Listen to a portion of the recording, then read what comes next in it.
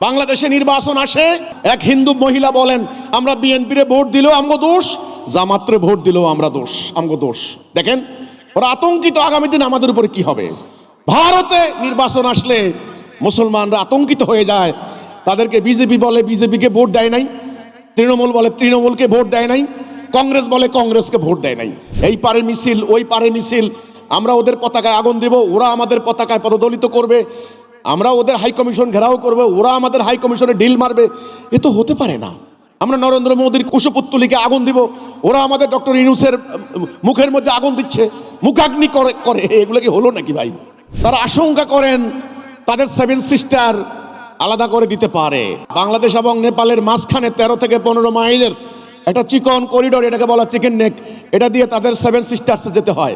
চীন বহুদিন থেকে চেষ্টা করছে সেটাকে একটা আলাদা করতে, বিভিন্ন ধরনের গোষ্ঠী সেখানে কিন্তু সংগ্রাম করছে। বাংলাদেশ থেকেও এই ইন্টারিমের টাইমে, বিশেষ করে হাসিনার পলায়নের পর, বিভিন্ন স্টুডেন্ট সংগঠন, বিভিন্ন ব্যক্তি তারা প্রকাশ্যে বলেছে যে 7 সিস্টারকে আমরা আলাদা করে দেব, আমরা তোদের ওই যে ভেতরে যে সমস্ত গোষ্ঠী স্বাধীনতা সংগ্রাম করছে আমরা এদেরকে এখানে জায়গা দেব। এই যে কথাগুলি বলা হয়, এগুলিতে ভারতের কর্তৃপক্ষ চিন্তিত। অলরেডি একটা টেনশন চলছে, একজন আরেকজনের মুখ দেখা দেখি বন্ধ। সুযোগ পেলেই ভারতের মিডিয়া বাংলাদেশের বিরুদ্ধে, বাংলাদেশেরও এক শ্রেণীর লোক আছে তারা সুযোগ পেলেই ভারতের বিরুদ্ধে। আর আগামী দিন নির্বাচন তো অ্যান্টি ইন্ডিয়ান সেন্টিমেন্ট কাজে লাগিয়ে ভোট নেওয়ার জন্য সবাই উদগ্রীব। এই পরিস্থিতি কি ভালো? পরিস্থিতি ভালো নয়।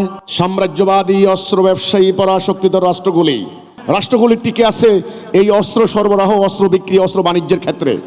তাহলে এখন তাদের দরকার নতুন নতুন ওয়ারফিল্ড। কি দরকার? ওয়ারফিল্ড। আমরা চাই দক্ষিণ এশিয়া যেন নতুন যুদ্ধক্ষেত্র না হয়। বসো, উন্মুক্ত ডায়ালগ করো, কাউকে যদি বিশ্বাস না করো, মত বিনিময় করো। আমি উদ্যোগ নিতে চাই, আমি আয়োজন করতে চাই, খরচ আমার, আমি তোমাদের কোনো খরচ নেব না। তোমরা 5 স্টার হোটেল, 3 স্টার হোটেল, রাস্তাঘাটে, মাঠে কোথায় বসতে চাও বসো। আমার লোকেরা বাড়িঘর বিক্রি করে ডায়ালগের ব্যবস্থা করব। তোমাদের কোন সরকারের টাকা আমি নেব না। আমি শান্তি নিয়ে এসেছি। দক্ষিণ এশিয়াকে মজবুত করো। শুধু বাংলাদেশ নিয়ে লাফালাফি করে সামনে বাঁচতে পারবে না, শুধু ভারত নিয়ে লাফালাফি করে টিকতে পারবে না, শুধু পাকিস্তান নিয়ে লাফালাফি করে টিকতে পারবে না। পাক ভারত উপমহাদেশে শান্তি রক্ষার ক্ষেত্রে কি করা যায় এই ব্যাপারে আপনি একটি ডায়লগ প্রিসাইড করবেন, এমন একটা প্রস্তাব আপনি দিয়েছেন। তো আসলে আপনার কাছে কি এমন ব্যবস্থা আছে যার মাধ্যমে এই অস্থিতিশীল এলাকায় আপনি শান্তি আনতে পারেন? এই উপমহাদেশে যেই পরিস্থিতি চলছে, সাবকন্টিনেন্ট নিয়ে কথা বলতে হবে। খালি রাজনৈতিক বৈতরণী পার হওয়ার জন্য ভারতে নোংরা রাজনীতি আছে। তারা ওই যে হিন্দুত্ববাদী কতগুলো দল আছে, হিন্দু সংখ্যাগরিষ্ঠ মানুষের ভোট নেওয়ার জন্য এই পাকিস্তানের বিরুদ্ধে, এই বাংলাদেশের মুন্ডুপাত করে। এ ধরনের কথা বলে কোনো লাভ নাই। এগুলো মুখরোচক রাজনৈতিক স্লোগান, এটা ভাওতাবাজি। বাংলাদেশেও তেমনি, পাকিস্তানেও চান এই দিল্লির মুন্ডুপাত, ভারতের মুন্ডুপাত, এগুলি বিরোধিতা করতে করতে দেখেন এই যে ক্রিকেট খেলা, এটা একটা খেলা। এই ক্রিকেট খেলার মধ্যে শুরু হয়েছে, আমাদের মুস্তাফিজকে ওখানে খেলতে দেওয়া হয়নি, বেচারার ব্যক্তিগত ক্ষতি হয়েছে 12 থেকে 15 কোটি টাকা। যতটুকু খবরটা পেয়েছি, সত্য মিথ্যা তো আমি যাচাই করিনি, আমাদের বিসিবির ক্ষতি হয়েছে প্রায় 300 কোটি টাকা ক্ষতি হয়েছে, এবং তাদেরও ক্ষতি হয়েছে। এই যে এগুলি অসুস্থ প্রতিযোগিতা, এই পারে মিছিল, ওই পারে মিছিল, আমরা ওদের পতাকায় আগুন দেব, ওরা আমাদের পতাকায় পদদলিত করবে, আমরা ওদের হাই কমিশন ঘেরাও করবে, ওরা আমাদের হাই কমিশনে ঢিল মারবে। এ তো হতে পারে না। আমরা নরেন্দ্র মোদীর কুশপুত্তলিকে আগুন দিব, ওরা আমাদের ডক্টর ইউনূসের মুখের মধ্যে আগুন দিচ্ছে, মুখাগ্নি করে। এগুলো কি হলো নাকি ভাই? তো আমি দেখলাম একটা ভয়াবহ সাম্প্রদায়িক দাঙ্গা, সীমান্তে অসহিষ্ণুতা, এই যে একটা জাতিতে বিভাজন, বিভক্তি সৃষ্টি করে দেওয়ার একটা সুদূর প্রসারী চক্রান্ত চলছে। এটা আমি দেখলাম, এতে আমি চিন্তিত। কারণ বিশ্বের এই মুহূর্তে 34 থেকে 35টা রাষ্ট্রে যুদ্ধ হচ্ছে। আপনি দেখেন ইউক্রেন আর রাশিয়া সীমান্ত সংলগ্ন। এই ইউক্রেনের বহু মানুষ আছে রাশান, হ্যাঁ, রুশ ভাষায় কথা বলে, আবার বহু ইউক্রেনই আছেন রুশে বাস করে। ধর্ম একই, দেখবেন অনেকে খ্রিস্টান এই পাশে, ওই পাশেও থাকে, এই পাশেও থাকে। যুদ্ধ হয়েছে, বোমা কি খ্রিস্টান ইহুদি দেখেছে, সিনাগগ দেখেছে, ধ্বংস হয়ে গেছে, লাখে লাখে মানুষ উদ্বাস্তু হয়েছে। এই জন্যে আমি আতঙ্কিত। এই উপমহাদেশ, বলছি সাবকন্টিনেন্ট, একসময় আমরা একত্রে ছিলাম। এই ভারতবর্ষ সুলতানি আমলে আমাদের পূর্ববর্তী সুলতানরা, মুসলিম শাসকরা যখন এসেছেন, তারা ন্যায় বিচার সুবিচার করেছেন এখানে। হ্যাঁ, রাজনৈতিক কারণে দুর্নীতি, কারো কারো বিরুদ্ধে অভিযোগ থাকতে পারে, জুলুম অবিচার থাকতে পারে, এটা তো প্রকৃত ইসলাম না। সেটার জন্য কিছু হতে পারে, আমি সেটা বলছি না। কিন্তু একটা সময় তো আমাদের এই টোটাল মোগলদের আমল, মোগলরা কিন্তু ইসলামকে প্রমোট করে নাই প্রকৃত পক্ষে। মোগলরা স্রেফ রাজা, তারা সাম্রাজ্য বিস্তার করেছে, শাসন করেছে, কথা শেষ। ইসলাম যদি হইতো, একটা বইয়ের প্রেমে পড়ে তাজমহল বানানোর জন্য রাজকোষ খালি করে দিত না। একটা সময়ে এই ভারতবর্ষ আমরা একজোটে ছিলাম, হিন্দু মুসলমান, আমরা এই দুই ধর্মের অনুসারীরা, আমরা আল্লাহকে, ভগবানকে বিশ্বাস করি, পরকালকে বিশ্বাস করি, জান্নাত জাহান্নামকে বিশ্বাস করি, ভালো মন্দ কর্মের ফল আমরা বিশ্বাস করি। তাহলে আমরা তো দীর্ঘদিন একত্রে ছিলাম। এখানে এখন যে পরিস্থিতি সৃষ্টি হয়েছে, আমি আশঙ্কা করছি অস্ত্র ব্যবসায়ী, সাম্রাজ্যবাদী পরাশক্তিত রাষ্ট্রগুলি এখানে অস্ত্রের বাজার সৃষ্টি করার জন্য যুদ্ধ লাগিয়ে দিতে চায়। যুদ্ধ এমন একটা জিনিস, বলা হয় পয়েন্ট অফ নো রিটার্ন। চোরাবালিতে একবার ডুবে গেলে আর উঠতে পারে না কেউ, ধ্বংস হয়ে যায় সবকিছু। সেজন্য বলেছি, এই এলাকায় যেন যুদ্ধ না হয়, উদ্বাস্তু না হয়, মারামারি হানাহানি না হয়, সাম্প্রদায়িক দাঙ্গা না হয়। বাংলাদেশে নির্বাচন আসে, হিন্দুদের ভয়ে ঘুমাতে পারেন না। এক হিন্দু মহিলা বলেন, আমরা বিএনপিরে ভোট দিলেও আমগো দোষ, জামাত্রে ভোট দিলেও আমরা দোষ, আমগো দোষ। দেখেন, ওরা আতঙ্কিত আগামী দিন আমাদের উপরে কি হবে। ভারতে নির্বাচন আসলে মুসলমানরা আতঙ্কিত হয়ে যায়, তাদেরকে বিজেপি বলে বিজেপিকে ভোট দেয় নাই, তৃণমূল বলে তৃণমূলকে ভোট দেয় নাই, কংগ্রেস বলে কংগ্রেসকে ভোট দেয় নাই। এটা নিয়ে বহু দাঙ্গা হয়েছে। এই জন্যে আমি ভারতকে বলছি, ভারতের চিন্তাশীল রাষ্ট্র পরিচালনা যারা আছেন, সেনাবাহিনীতে যারা আছেন, তাদের থিঙ্ক ট্যাঙ্কার যারা, তাদের সিভিল সোসাইটি, তারা আশঙ্কা করেন তাদের 7 সিস্টার আলাদা করে দিতে পারে। তাদের এখানে চিকেন নেক বলা হয়, এই করিডোর বাংলাদেশ এবং নেপালের মাঝখানে 13 থেকে 15 মাইলের একটা চিকন করিডোর, এটাকে বলা চিকেন নেক। এটা দিয়ে তাদের 7 সিস্টার্সে যেতে হয়। সেখানে আন্দোলন হচ্ছে। চীন বহুদিন থেকে চেষ্টা করছে সেটাকে একটা আলাদা করতে, বিভিন্ন ধরনের গোষ্ঠী সেখানে কিন্তু সংগ্রাম করছে। বাংলাদেশ থেকেও এই ইন্টারিমের টাইমে, বিশেষ করে হাসিনার পলায়নের পর, বিভিন্ন স্টুডেন্ট সংগঠন, বিভিন্ন ব্যক্তি তারা প্রকাশ্যে বলেছে যে 7 সিস্টারকে আমরা আলাদা করে দেব, আমরা তোদের ওই যে ভেতরে যে সমস্ত গোষ্ঠী স্বাধীনতা সংগ্রাম করছে, আমরা এদেরকে এখানে জায়গা দেব। এই যে কথাগুলি বলা হয়, এগুলিতে ভারতের কর্তৃপক্ষ চিন্তিত। অলরেডি একটা টেনশন চলছে, আপনারা জানেন, বাণিজ্য প্রায় খুব কঠিন অবস্থা, ভিসা বন্ধ, একজন আরেকজনের মুখ দেখা দেখি বন্ধ। সুযোগ পেলেই ভারতের মিডিয়া বাংলাদেশের বিরুদ্ধে, বাংলাদেশেরও এক শ্রেণীর লোক আছে তারা সুযোগ পেলেই ভারতের বিরুদ্ধে। আর আগামী দিন নির্বাচন, তো অ্যান্টি ইন্ডিয়ান সেন্টিমেন্ট কাজে লাগিয়ে ভোট নেওয়ার জন্য সবাই উদগ্রীব। এই পরিস্থিতি কি ভালো? পরিস্থিতি ভালো নয়। ভারতের জন্য কিন্তু এটা স্বস্তিদায়ক নয়, এটা কষ্টদায়ক। বাংলাদেশকে মনে রাখতে হবে, বর্ণবাদ, গোত্রবাদ, সাম্প্রদায়িকতা ইসলামে নিষেধ। ইসলামে মানুষ 2 প্রকার, মোমেন কাফের, অর্থাৎ ন্যায় অন্যায়, সত্যনিষ্ঠ মিথ্যাশ্রয়ী। যারা মিথ্যা কথা বলবে তাদের বিরুদ্ধে ইসলাম কঠোর, আর যারা সত্যবাদী হবে তাদেরকে ইসলাম সমর্থন করবে। এখানে ভারতের লোক, পাকিস্তানের লোক, বাংলাদেশের লোক নয়। এই অন্ধত্ব, এই বর্ণবাদ, এই রেসিজম, এই অন্ধ জাতীয়তাবাদ, এটাকে বলা হয় অন্ধ জাতীয়তাবাদ। অর্থাৎ এই যে ন্যাশনালিজম, এই অন্ধ জাতীয়তাবাদের কারণে 2য় বিশ্বযুদ্ধ হয়েছে।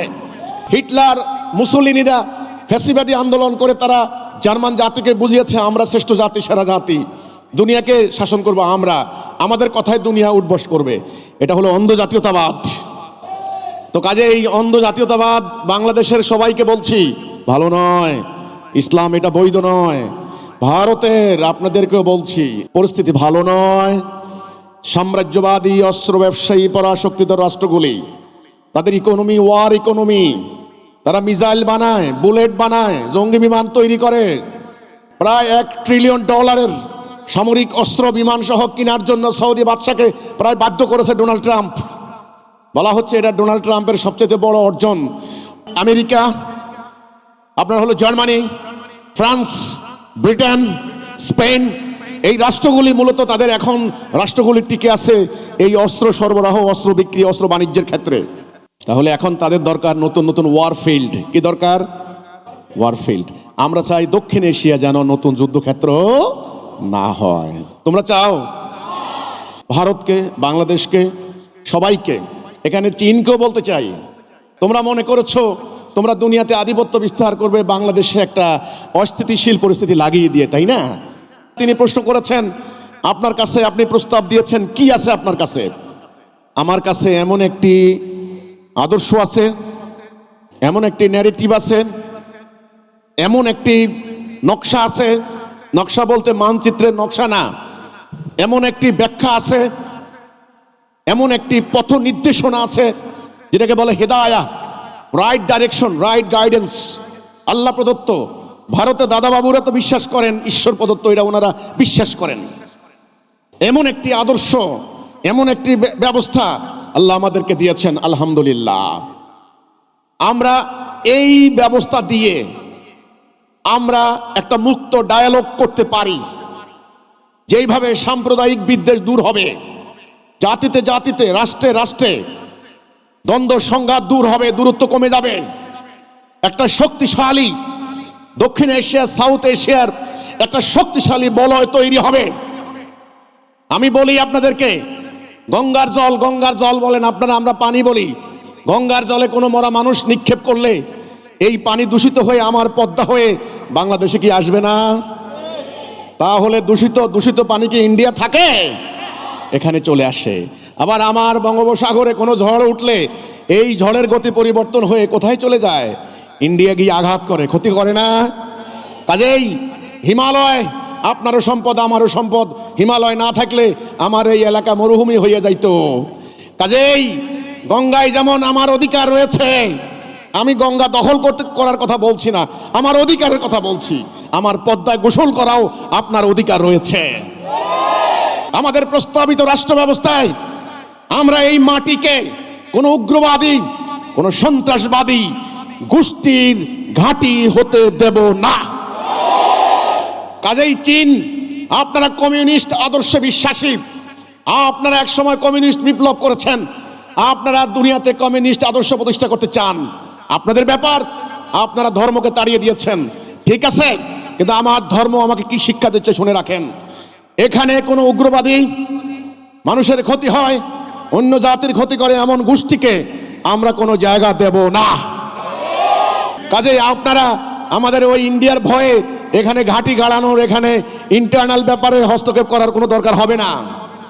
আর ভারতকে বলি, আমাদেরকে এত বেশি টেনশন করার দরকার নাই। আমরা হিজবুত তাওহীদ, আমি কথা বলছি, আমি অন্যদের দায় দায়িত্ব নেব না। আবার আপনারা আপনাদের ইন্ডিয়া কোনো একটা চ্যানেলে আমার দাওয়াত দিয়ে আপনি প্রশ্ন করবেন, আপনি তো বলেছিলেন এই কথা, এখন আপনার অমুক মৌলানা এই কাজ করেছে। আরে ভাই, আমি কোনো মুফতি মৌলানা দায়িত্ব নিতে রাজি নাই। আমি আমার দায়িত্ব নিয়ে বলছি, আমি কোনো দলের সংগঠনের দায়িত্ব নিতে রাজি নাই। আমি আমার কথা বলছি। আমার প্রস্তাবিত ব্যবস্থা যদি কায়েম হয়, তাহলে এই ভূখণ্ডের মানুষ হবে মানবতার কল্যাণকামী। আপনাদের ভাই, এই ভূখণ্ডে কোনো সন্ত্রাসবাদী, উগ্রবাদী কারো জায়গা থাকবে না। এই ভূখণ্ডের মানুষ কোনো অন্যায়ের কাছে সারেন্ডার করবে না। এই ভূখণ্ডের মানুষের কারণে আপনার ঘুম হারাম হবে না। আমরা ন্যায় বিচার প্রতিষ্ঠা করার জন্য অঙ্গীকারাবদ্ধ। আমরা হিন্দু, মুসলমান, বৌদ্ধ, খ্রিস্টান দেখব না। কে ধুতি পরে, কে কুর্তা পরে, কে পাঞ্জাবি পরে, আমরা দেখব না।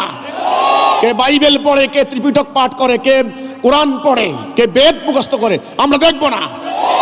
আমরা বিশ্বাস করি পুরো জাতি একটা জাতি, আমরা মানব জাতি, আমাদের আদি পিতা মাতা এক, আমরা একজন স্রষ্টার সৃষ্টি। আমাদের এই মাটির উপরে, প্রত্যেকটা বালু কণার উপরে প্রত্যেক বনি আদমের হক, অধিকার রয়েছে জীবন ধারণের জন্য। আমি আপনার ভারতে যাব, আপনি তো আমাকে শোয়া শোয়া খাওয়াবেন না। পরিশ্রম করব, বাণিজ্য করব, আপনি উপকৃত হবেন, আমার রিজিকের ব্যবস্থা হবে। আপনি আমার দেশে আসেন, বিনিয়োগ করেন, রুজি করেন, আপনাকে তো আমরা ঘুমাইয়া ঘুমাইয়া শোয়াইয়া শোয়াইয়া খাওয়াবো না, আপনারও অধিকার রয়েছে। বাণিজ্য পথ বন্ধ হবে কেন? স্যাংশন কেন? এমবার্গো কেন? আমার দেশের 70 লক্ষ টন গম দরকার, গম। অনেক মানুষ এখন শহরী জীবনের কারণে মানুষ ভাত খায় না, মানুষ রুটি খায়, ওকে বাচ্চারা বিস্কুট খায়, পাউরুটি বনরুটি গমের উপরে নির্ভর করে। 70 লক্ষ টন গমের দরকার। আমরা সস্তায় গম আনতে পারি ইউক্রেন থেকে, আমাদের কাছাকাছি, এদিক দিয়া আসলে এই গম আমাদের ঘরের কাছে চলে আসে, গম খরচ কম। আমাদেরকে বাধ্য করা হয়েছে 7 সমুদ্র 13 নদী আটলান্টিকের ওই পার থেকে আমেরিকা থেকে গম আনতে হবে। ইউক্রেন থেকে গম আনলে স্যাংশন দেওয়া হবে, এমবার্গো দেওয়া হবে। কথা না শুনলে তোমার প্রধানমন্ত্রীকে পিটাইয়া দেশ থেকে বের করে দেওয়া হবে। এই নীতি অন্যায়। এই অন্যায় নীতির বিরুদ্ধে ভারতকে কথা বলতে হবে, পাকিস্তানকে কথা বলতে হবে, বাংলাদেশকে কথা বলতে হবে, নেপালকে কথা বলতে হবে, শ্রীলঙ্কাকে কথা বলতে হবে। গত 16 বছর আমাদের পাকিস্তানে বিমান যেতে পারে নাই কেন? এটা কোন ধরনের নোংরা রাজনীতি? পাকিস্তান, আমি রাওয়ালপিন্ডি যাব, আমার মুরব্বীরা গিয়েছেন। আমি করাচি বন্দরে যাব, আমার মুরব্বীরা গিয়েছেন। আপনারা নোংরা রাজনীতি করে 71 এর পক্ষে বিপক্ষে, এই সমস্ত নোংরা রাজনীতিকে আমি বিশ্বাস করি না। আমি পাকিস্তান যাব, আমি রাওয়ালপিন্ডি যাব, ইসলামাবাদ যাব, তারা আমার ঢাকায় আসবেন, চট্টগ্রাম যাবেন, ওরা আমার শাড়ি নিবে, ওদের 3 পিস আনবো, সমস্যা নেই, ওদের চাদর আনবো। তাহলে আমার কথা হচ্ছে এই দক্ষিণ এশিয়া, আমাদের শিক্ষা, বাণিজ্য, আমাদের অর্থনীতি, আমাদের ভূ রাজনীতি, আমাদের সমুদ্রপথ, আমাদের নদীপথ, আমাদের অনেক কিছু, আমাদের সংস্কৃতি, আমাদের কালচারাল রিলেশন, সমস্ত কিছু আমাদের এটা রিলেটিভ। আমাদের এগুলা খুব সম্পর্কিত, ইরিলেটিভ নয়। আমরা নির্ভরশীল, একজন আরেকজনকে ছাড়া চলতে পারবো না। আমার দেশে যারা মঞ্চে দাঁড়িয়ে ভারতের বিরোধিতা করে, তারা গোপনে গোপনে ভারত থেকে পণ্য আমদানি করে ব্যবসা করে। আমি জানি তাদের ঘরের বউয়ের পরনে ভারতের শাড়ি। আবার ভারতের আমার দেশের রোগীরা আপনার ইন্ডিয়া না যাওয়ার কারণে বহু হাসপাতাল বন্ধ হয়ে গেছে। কলকাতায় বহু ব্যবসায়ী, কাপড়ের ব্যবসায়ী বসে বসে কাঁদে। তারা বলেছে বাংলাদেশের এই ক্রেতারা আমাদের কাপড় কিনতে আসে না, হোটেল বন্ধ, কাপড়ের ব্যবসা বন্ধ।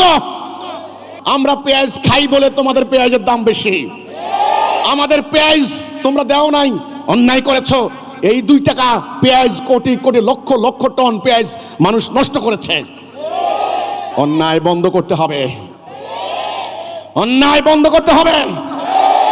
এজন্যে আমি প্রস্তাব দিয়েছি, ভারত, বাংলাদেশ, পাকিস্তান, নেপাল, শ্রীলঙ্কা, সাউথ এশিয়ান, আপনারা মিয়ানমারকেও বলবো, মিয়ানমার বেশি ফালাফালি করো না, বেশি ফালাফালি করো না। মুসলমান মরে গেছে আজকে, ষড়যন্ত্র করে মুসলমানকে এই বিধান থেকে দূরে সরিয়ে রাখা হয়েছে। একটা জাতি নাই, ঐক্য নাই বলে 24 লক্ষ মুসলমানকে তোমরা 40,000 মাইলের একটা ভূখণ্ড থেকে, রাখাইন রাজ্য থেকে তাড়িয়ে দিয়ে তোমাদের আরাকান আর্মি দখল করেছো। এটা অন্যায়। ওদের বাড়ি ঘরে যেতে দাও। বেশি দিন মানুষকে উদ্বাস্তু রাখতে পারবে না। তোমরা আমাদের সীমানার লোক।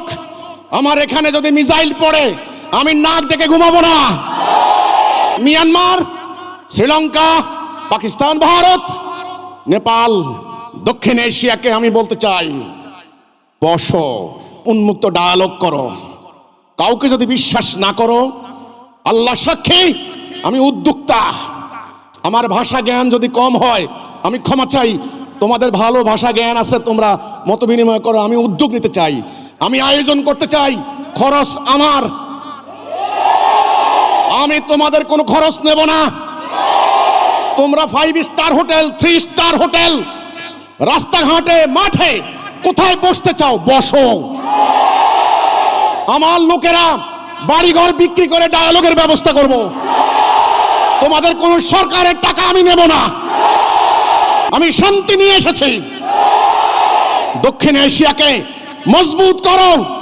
শুধু বাংলাদেশ নিয়ে লাফালাফি করে সামনে বাঁচতে পারবে না, শুধু ভারত নিয়ে লাফালাফি করে টিকতে পারবে না, শুধু পাকিস্তান নিয়ে লাফালাফি করে টিকতে পারবে না।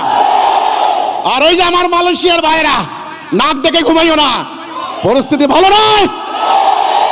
ভেনেজুয়েলার প্রেসিডেন্টকে ধরে নিয়ে গেছে মিয়া, তুমি কি করছো? তাদের কথা না শুনলেই তোমাদেরকে বিমানে করে ধরে নিয়ে যাবে। ভূমধ্য সাগরে, আরব সাগরে, ভারত মহাসাগরে, বঙ্গোপসাগরে ওদের রণতরী আসবে, ওখান থেকে হেলিকপ্টার এসে তোমাকে চুলের মুঠি ধরে নিয়ে যাবে, কিচ্ছু করতে পারবে না। এই জন্য আমি পাকিস্তানের প্রধানমন্ত্রী, তোমরা নিজেরা গন্ডগোল করো, ইমরান খান অন্যরা গন্ডগোল করো, আমার আপত্তি নাই। ভারতের মোদিজি, বাংলাদেশের ডক্টর ইউনূস সাহেব, আপনারা যারা আছেন, দক্ষিণ এশিয়াকে মজবুত করার জন্য আমি সম্মিলিত প্রস্তাব দিচ্ছি। আমার প্রস্তাব বিবেচনা করতে হবে। এই উদ্যোগ আল্লাহর পক্ষ থেকে অনুপ্রাণিত হয়ে দিচ্ছি আমি। আমার সঙ্গে হাজার হাজার কর্মী দিনরাত কাজ করে যাচ্ছেন একটা রিলিজিয়াস হারমোনি, একটা সাম্প্রদায়িক সম্প্রীতি স্থাপনের জন্য। কাজে আমাদের বক্তব্য শুনতে হবে। আমার এই উদ্যোগ আপনারা শুনেন, আমার বক্তব্য আপনারা জানেন আমি কি বলতে চাই। মানুষে মানুষে, জাতিতে জাতিতে, গোত্রে গোত্রে, দেশে দেশে, বর্ণে বর্ণে এই বিভক্তি বিভাজন, এই রেশারেশি হানাহানি বন্ধ না করলে মানব সভ্যতা বিনাশ হয়ে যাবে,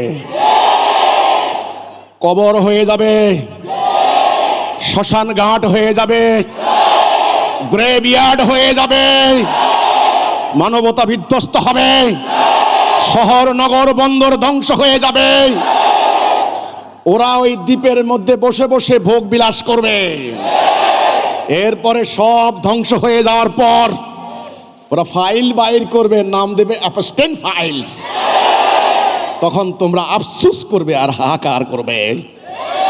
ভারতবাসী 300 বছর তোমাদেরকে শোষণ করেছে, লুণ্ঠন করেছে, জুলুম করেছে। এই পাশ্চাত্য সভ্যতা, এখন পর্যন্ত তোমাদের হুঁশ হয় নাই, এখন পর্যন্ত হুঁশ হয় নাই। বাকি ফাইনাল, তারা শোষণ প্রক্রিয়া ফাইনাল করেছে। তোমাদেরকে বাঁচতে হবে। মনে রাখো, তোমাদের আমেরিকায় গিয়ে, ইংল্যান্ডে গিয়ে ভাগ্য পাল্টাতে পারবে না। ভাগ্য পাল্টানোর জন্য তোমার মাটি, তোমার পায়ের নিচের মাটি, যেই মাটি দিয়ে হিন্দুরা মূর্তি বানাও, যেই মাটির উপরে আমি সেজদা করি, এই মাটির মধ্যে তোমার আমার পূর্বপুরুষের অস্থির মধ্যে মিশে আছে। এই মাটির মধ্যে তোমার আমার ভাগ্য। জাতিসংঘের মধ্যে ভাগ্য নাই, ওয়ার্ল্ড ব্যাংক, IMF ভাগ্য নাই। ঈশ্বর আল্লাহ ভগবান তোমার ভাগ্য পাল্টানোর জন্য ব্যবস্থা দিয়েছেন। আমি তোমার মুক্তির জন্য উদ্যোগ নিতে চাই। আমার প্রস্তাব বিবেচনা করার জন্য ভারত, পাকিস্তান, বাংলাদেশ, মিয়ানমার, নেপাল, শ্রীলঙ্কা, ভুটান, এই সকল দক্ষিণ এশিয়ার এই রিজিওনাল কোঅপারেশন কিভাবে সম্ভব, কিভাবে সাম্রাজ্যবাদী আগ্রাসন এখানে রুখিয়ে দেওয়া যায়, সেই লক্ষ্য নিয়ে আমি কাজ করছি।